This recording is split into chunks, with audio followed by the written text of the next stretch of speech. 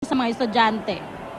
Yung tinatawag natin nagbubuli. Yung nagbubuli, okay. Nagbubuli, nananakot. Tapos kukunin yung cellphone ng mga estudyante. Kaya isa rin sa panawagan natin, kung maaari, yung mga estudyante na may cellphone, medyo itago muna nila sa kanilang yung mga bag. may laptop, ano, sir? At syempre, wag din po tayo, ito dadagdag ko na lang, sir, no? Wag magbibilang ng pera sa mga pampublikong lugar, maging mapagmasigat alerto tayo. Tumawag kaagad ng pansin ng pulis o gwardiya sa lugar kung saan po kung saan po meron po tayong nakikitang kahina-hinalang kilos, at syempre paghiwa-hiwalayin po daw po yung pera.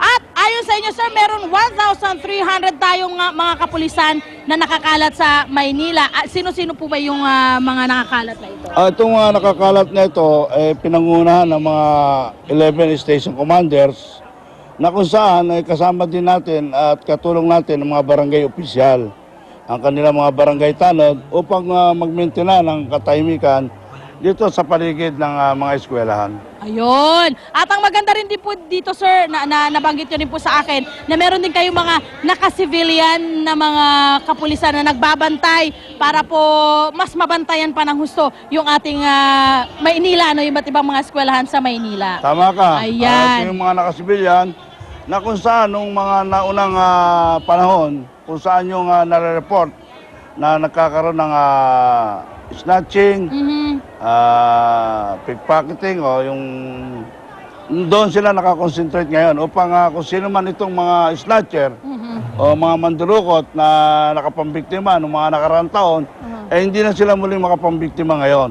Okay. At doon nakakonsentrate yung mga pulis natin. Okay. Siguro maidagdag ko lang, sir, ito pinakahuli na sa ating mga guardians at mga magulang, i-brief na po natin ang ating mga anak kung paano po makakaligtas sa anumang klase ng krimen para naman pagpasok po nila sa eskwela, pagbalik sa tahanan, buo pa rin sila, wala pong nangyayaring anumang masama. At yan muna, Igan, maraming salamat, Director.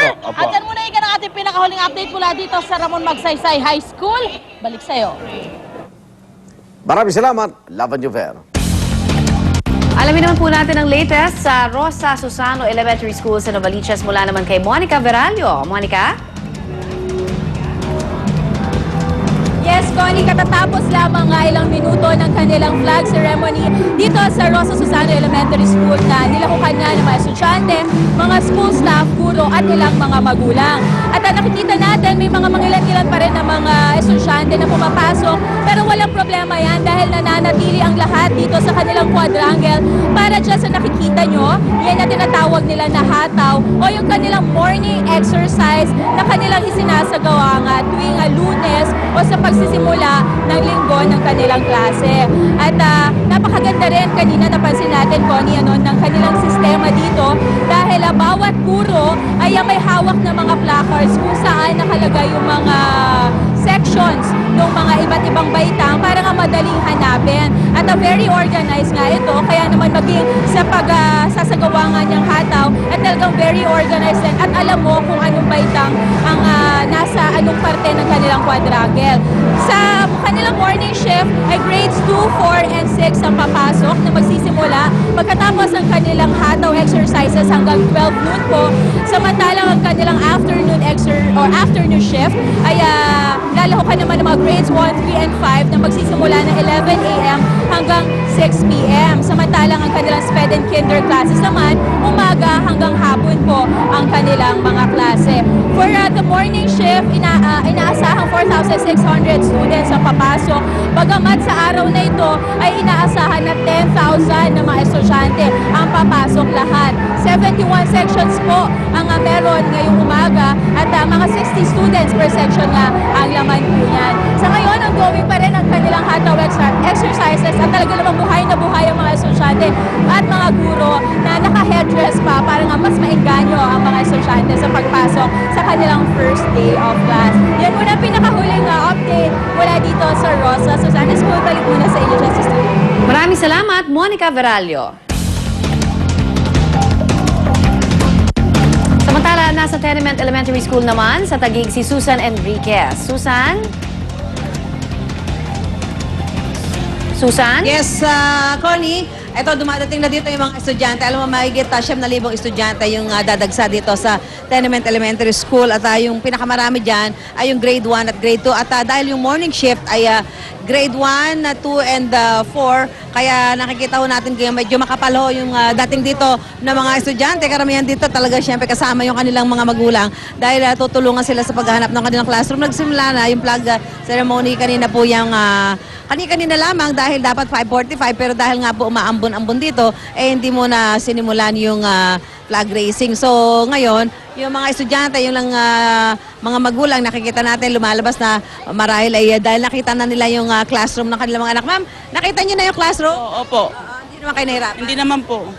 Alam mo dito, Connie, yung mga classroom, lalo na yung mga grade 1, ay pinagsasama nila sa isang klase, no? Bali, maabot sila ng mga 120. Pero sabi nung principal, ay temporary lamang ito dahil kulang yung kanilang mga classroom. Kaya ang ginagawa nila, pinagsasama nila yung mga grade 1. Alamin natin mula kay Miss Jeronima Garcia, ang principal nitong Tenement Elementary School, kung paano yung sitwasyon doon sa mga isang klase na pinagsasama, yung isang classroom, pinagsasama ang dalawang klase. Good morning, ma'am. Okay.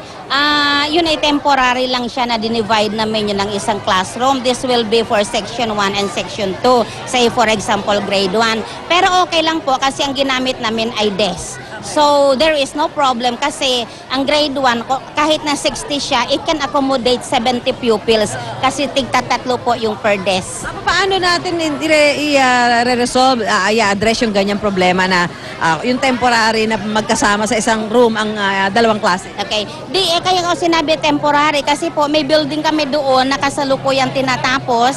Yes, so pag natapos po yung coming July, then wala na po kaming problema. July pa po matatapos? Yes, matatapos. So, yun po. And then, nanghingi po ako ng tulong sa city mayor at ginagawa na po nila ang paraan na para po magkaroon kami ng bagong building so that we are going to only have 2 shifting all throughout na. Dalawang shift lang kayo? Yes, opo. Dalawang shift lang kayo, talagang medyo malaki yung bilang ng bawat klase? Yes, ma'am. Yes, ma'am. Especially grade 1, grade 5, and grade 6. Talagang 60 po talaga mahigit. And then there are still pupils na nag-enroll po ngayon. May mga Yes, ma'am. Yes. transferees po ito. Galing saan? Transfer coming from the private schools, public, and then from the provinces po na lumilipat dito. Hindi pa bang i-accommodate yun despite yung medyo masyadong malaki na ang bilang na estudyante doon sa inyong paaralan? Itatry po namin